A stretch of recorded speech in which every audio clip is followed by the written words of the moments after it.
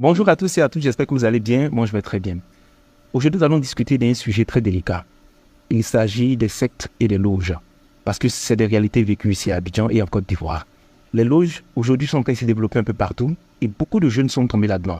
Vous voyez les jeunes entrepreneurs parmi eux, pas tous, parce qu'il y a d'autres, vraiment, c'est au prix de leur acharnement et de leur effort qu'ils ont réussi à se hisser au niveau où ils sont et à accomplir tout ce qu'ils ont fait. Mais parmi ces personnes-là, écoutez, il y a des gens qui ont juste bénéficié de beaucoup de largesses, des opportunités, des marchés, parce que justement, ils ont fait allégeance à certaines sectes. Beaucoup de jeunes sont entrés là-dedans. Et énormément de jeunes sont entrés là-dedans aujourd'hui. Parce que là-bas, ils ont de l'argent, parce que là-bas, ils ont le réseau, parce que là-bas, bon, ils ont des opportunités pas possibles. Et beaucoup de personnes se demandent, mais pourquoi est-ce que les gens vont dans des sectes? Eh bien, c'est pour deux raisons. La première des raisons, c'est qu'on bénéficie d'un énorme réseau, un réseau qui nous protège, ce qui fait qu'un jour qu'on ait un problème, on sait que voilà, celui qui décide est avec nous dans le réseau, donc finalement, on ne se sent inquiété de rien. C'est pourquoi souvent vous allez voir des gens qui défient tout, qui défient les lois, qui défient tout le monde parce qu'ils se disent qu'ils sont protégés par le groupe ou la secte à laquelle ils appartiennent. Deuxième des raisons, ce sont les marchés. Dans ces sectes-là, il y a des passations de marché. En fait, la vie des gens change très facilement. Donc, c'est par là qu'ils appellent les jeunes pour les appâter. Mais en vérité, ils ne disent pas aux jeunes ce qui se trouve en bas.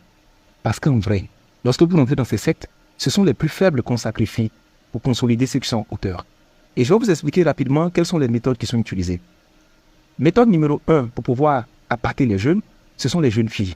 Je me rappelle à l'époque, j'étais à Yopougon. Je vais à un spectacle et dans la salle, il y a une jeune fille qui vient. Apparemment, il y a des places qui sont vides, mais elle décide de s'asseoir à côté de moi.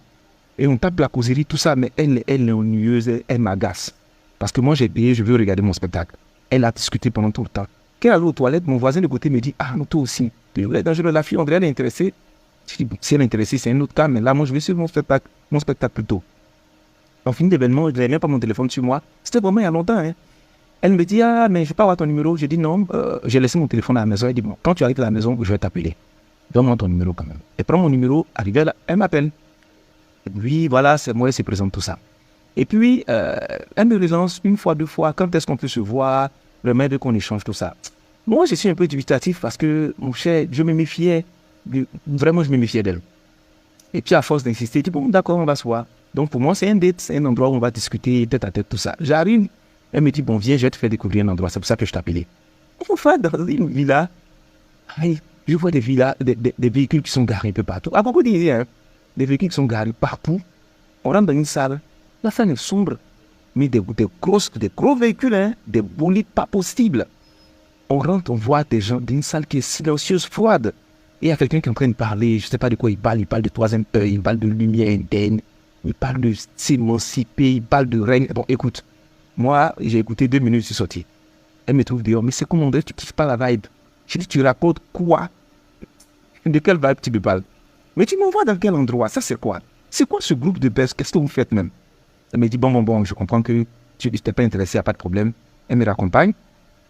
Elle me laisse là, elle me dit, non, je dois aller voir d'autres personnes. Et pas. Depuis ce jour jusqu'à aujourd'hui, je n'ai plus de ces nouvelles.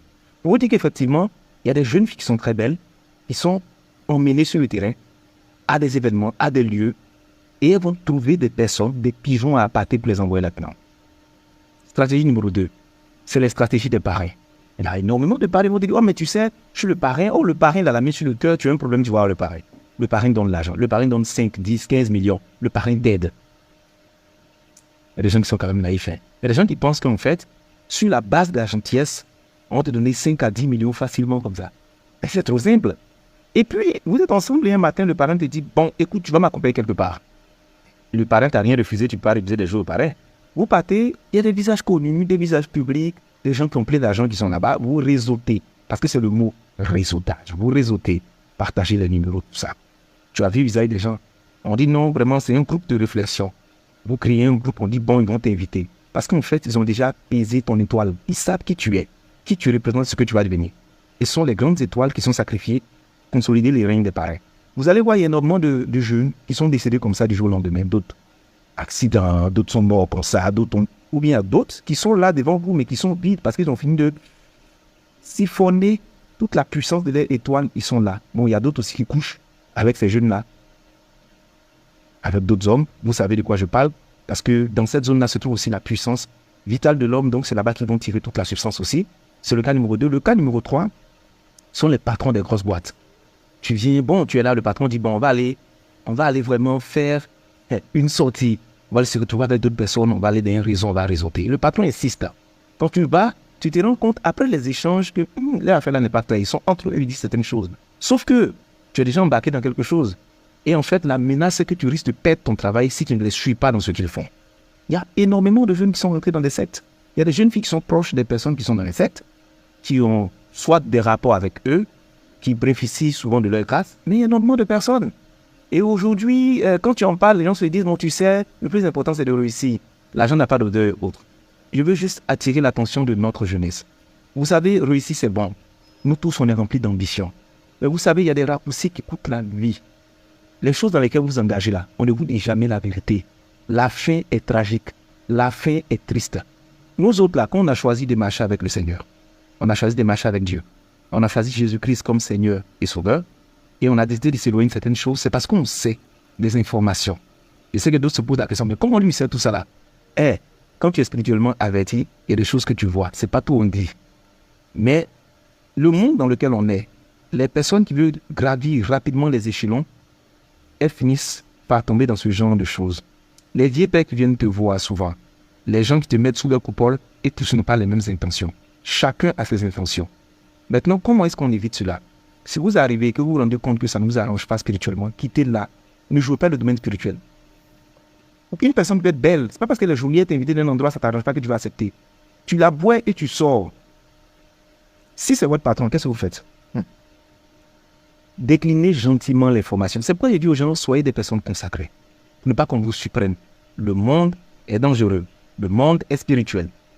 Ou bien ayez de bons guides spirituels qui aiment Dieu, qui marchent avec Dieu et qui vous suivent, que ce soit des imams, que ce soit des pasteurs ou autres.